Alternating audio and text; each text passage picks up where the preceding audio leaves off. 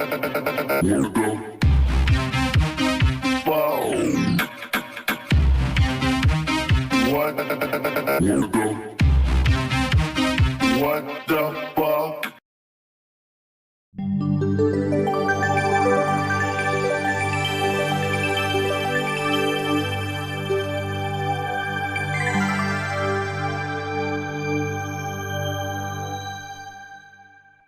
In the 1998 science fiction classic Deep Impact, the film comes to a dramatic crisis point as a large asteroid slams into the Atlantic Ocean.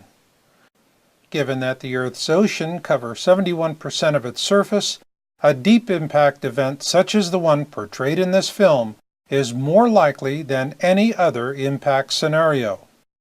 This is of grave concern because recent population studies tell us that the overwhelming bulk of humanity lives along or near a coastline. And what you're going to see in this program is that this concern is now greater than ever before. And worse yet, the threat has begun to skyrocket in the last few years.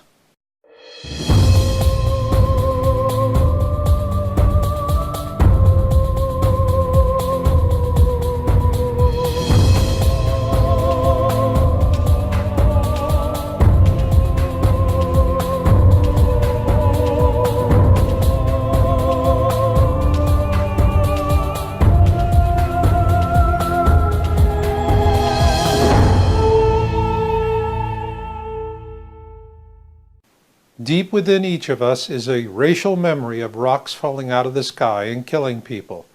And sometimes it's a little difficult for us to handle. So like children, we turn on all the lights, lock the closet door, jump into bed and pull the covers over our heads and say, if the monsters can't see me, they can't hurt me. Well, you know, there is a little bit of truth to that because asteroids and super bolides cannot see us. But that will not stop them from killing us. On February 15, 2013, a super bolide meteor blindsided everyone on the planet, including NASA and the Russian Air Defense System. Entering Earth's atmosphere at a shallow angle, it growled through the skies at 60 times the speed of sound and detonated over a remote region of the Chelyabinsk Oblast, at an altitude of 18.4 miles above the ground. Thankfully, nobody died, but nearly 1,500 people were injured, including 311 children. There were a few serious injuries, but most were hurt by glass falling on them, or worse, having shards of glass blown into their faces by the detonation as they looked out their windows to see what was growling across the sky. When the super bolide detonated, it was momentarily 30 times brighter than the sun, which caused hundreds to suffer eye pain and temporary flash blindness. This is because when the Chelyabinsk super bolide detonated, it released 30 times as much energy as the little boy uranium bomb dropped on Hiroshima on August 6, 1945. One can only imagine the death and havoc an event such as this would have created had it detonated over a major city like Paris, New York, Moscow, or London. And so as the story faded from the front page, as all stories do, it was out of sight and out of mind for most.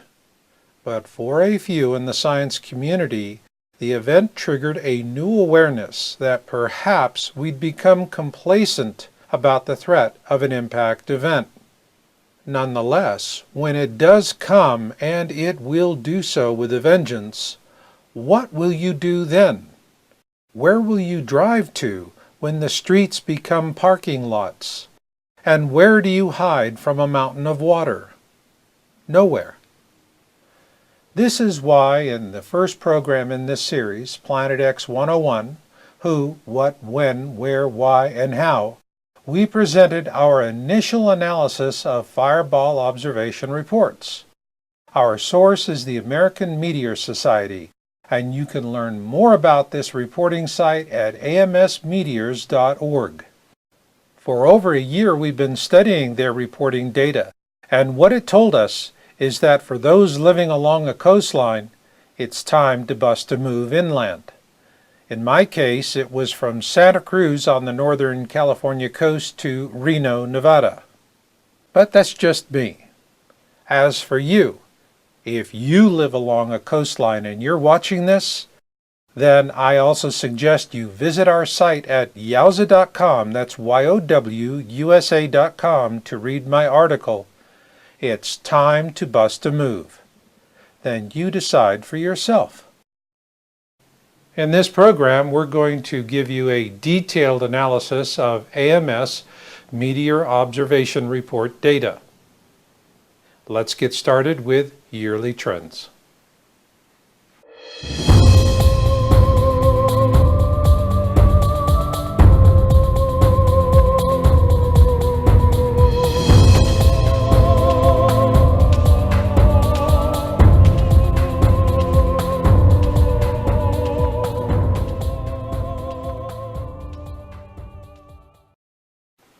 At yowza.com, what we're tracking are fireball reports, those big ugly rocks that fly through the sky and make the evening news. And this year started with an interesting twist, so to speak. So let's get caught up. The AMS reporting data presented in our first program in this series, Planet X 101, Who, What, When, Where, Why, and How, was through to October 2013. In this program, we'll update that to include the first quarter of 2014. So let's get started. Here we see the complete actuals for all of 2013. Based on those 2013 actuals, here are the monthly estimates for 2014. Now let's see how the 2014 estimates compare with the first quarter of 2014. In January, the estimate is spot on. The actual for January is consistent with the estimate based on the prior year actual. However, in February, we see a drop, not only from the estimate, but from the February 2013 actual as well. Again in March, we see the same thing as February. The actual is below the estimate as well as the prior year actual. So what could account for this? First off, we're not talking about meteor showers like the Perseids, which many of us enjoy watching on warm August nights. Rather, we're tracking fireballs such as the one observed over Japan in January of this year. Large, solitary rocks that come screaming out of the heavens. With that in mind, here is one explanation for the first quarter drop in fireball observation reports. As we've reported, we're tracking an approaching second sun in our system. Astronomers have named it Nemesis. It is the core of what we refer to as the Planet X system. Nemesis is a brown dwarf companion to Sol, with its own planets and rings as well. To illustrate one explanation for the drop in the 2014 first quarter fireball observations, let's use this illustration of the rings of Saturn as the backdrop for our example. In this case, the data could be telling us that Earth is now between the bands. Therefore, we do not really know what is coming next. Another bigger band? Or could it be over? With either scenario, the terms coincidence and natural variability come to mind. They did for us, and for that reason, we dug hard into the data. And here is what we found.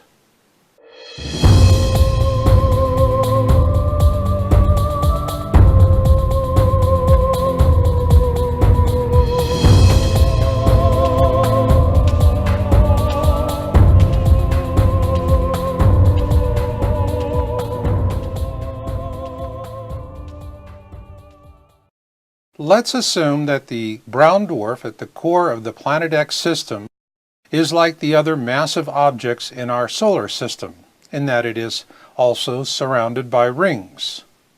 So, Are we encountering those rings? If so, how would it be expressed in the data? Let's see. For the purpose of this study, we're going to use a line graph instead of a bar chart.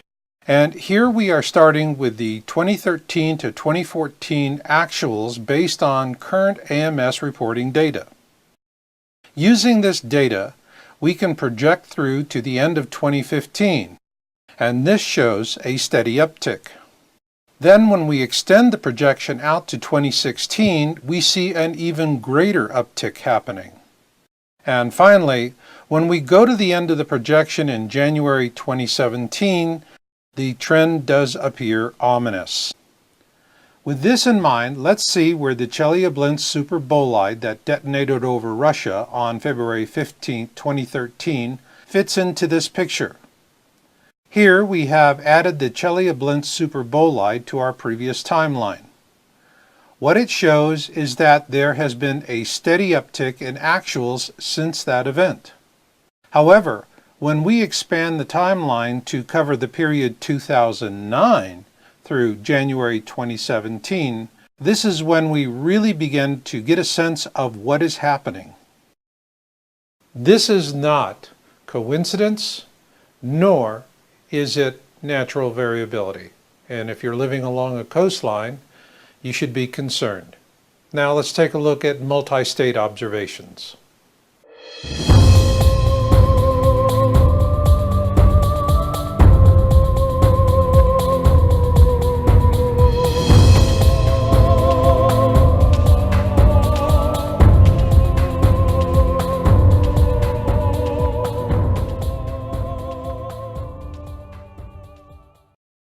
The interesting thing about the Chelyabinsk super bolide that detonated in the skies over Russia last year was that it came right out of the sun.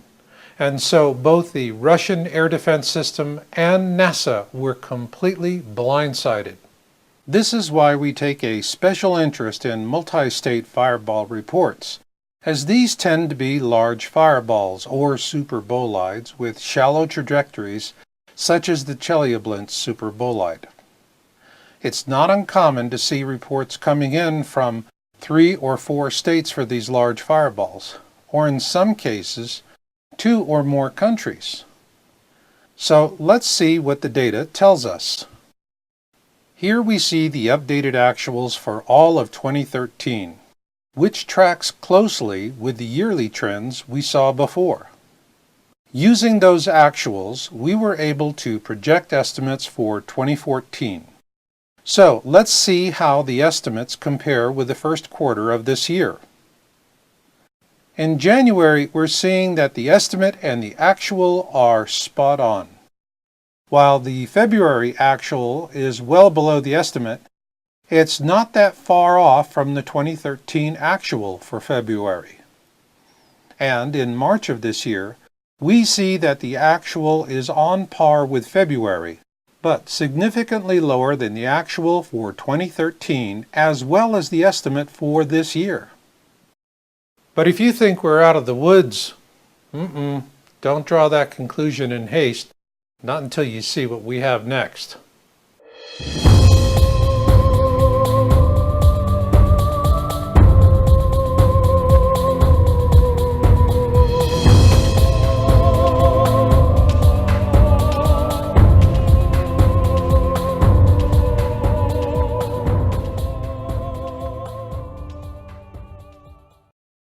The AMS data set is very rich with many different types of data, but the one that really gets our attention the most are called huge events.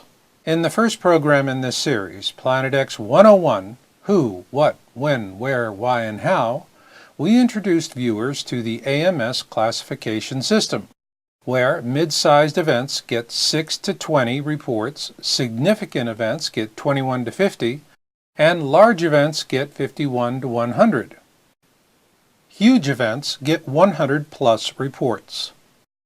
The huge classification is usually reserved for the biggest, brightest, and noisiest space rocks. These are the ones we need to worry about, so let's take a look at the trend data. Here we see the actuals for 2013, and the first thing we can't help but notice is that it's a bit spotty. Then, using the general trend projection, we created 2014 estimates for huge events. So let's see how the estimates fit with the actuals so far for this year. With January of this year, what we now see is a reverse in the earlier trend data for the first quarter, which shows several reporting types with lower values. Then in February, a surprise. Since there were no prior year actuals for this classification, we could not make a prediction. Nonetheless, there were 2 huge events in February. It's also interesting to note that there were no huge events in March. So was February a fluke? We wondered about that ourselves. But as we were finalizing our study, a huge event occurred in April. Like February of this year, there was no estimate because there was no prior year actual. So while we are seeing a downward trend for the first quarter and the earlier categories we showed you, what we're seeing with the huge classification is anomalous and disturbing. To help put this in context, we're now going to present the 2 most significant trends in this report.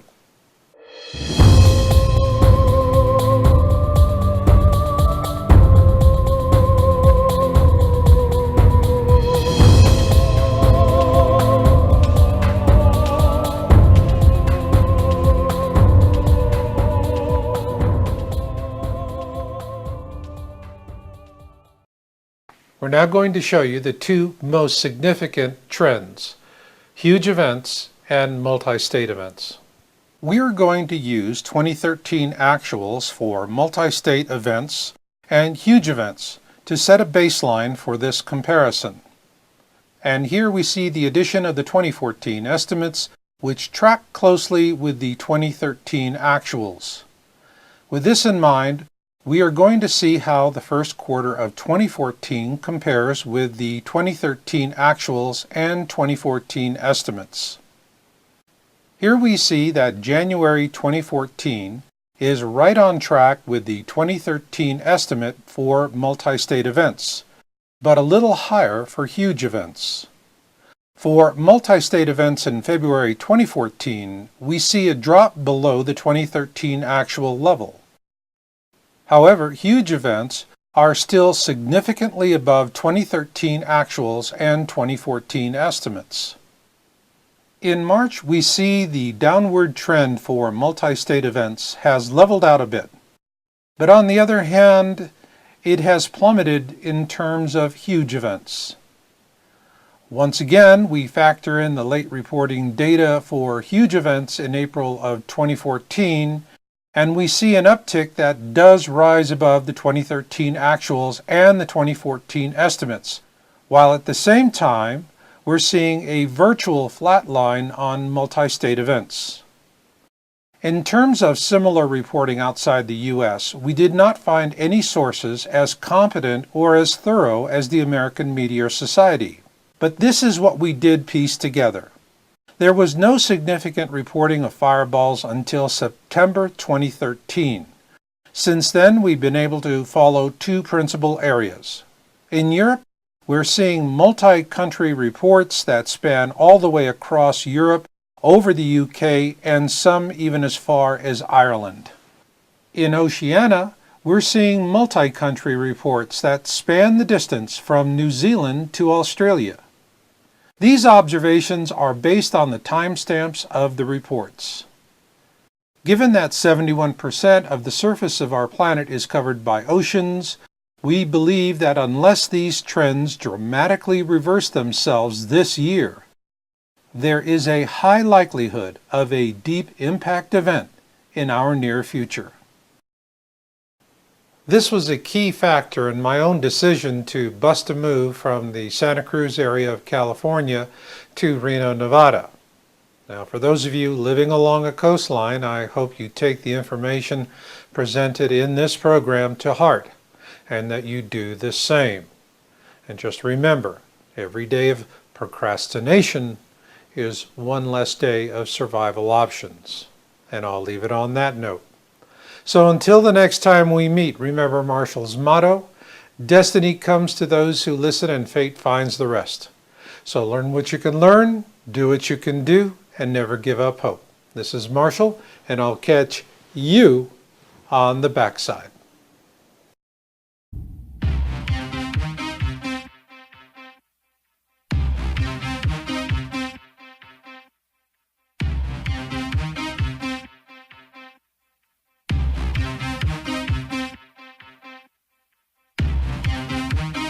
What?